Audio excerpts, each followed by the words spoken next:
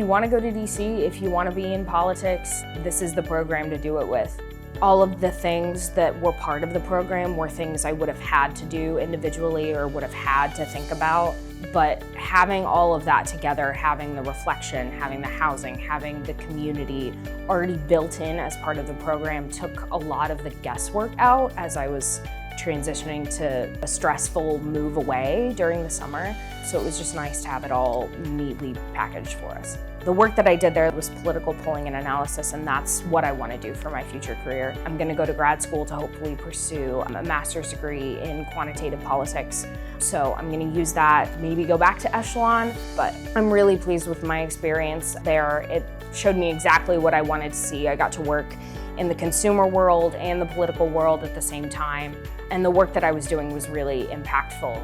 As I'm filling out these applications for grad school, they're asking me all of these very in-depth questions about how is this work going to inform what you're going to do later in life. And that's the kind of work that we did with the Boilers Go to DC Reflections. It kind of forced you to just constantly be in a reflective mindset. My internship was hybrid. I worked in the office 3 days a week and I was remote 2 days a week. So that was really helpful for me in helping to not forget what I was learning in the office earlier in the week as I transitioned out later in the week. We lived in the Avalon Apartments in the NOMA area of downtown DC. And it was really nice not to have to look for housing in the first place, which would have just been an added component.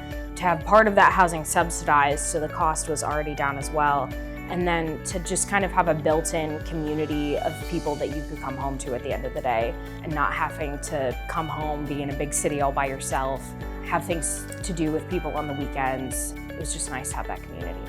The DC Fellowship Scholarship helped provide some resources for the program aspect of the course. But kind of looking forward to the capstone that I'm now doing with that, I'm working with Professor Bryce Dietrich in the College of Liberal Arts.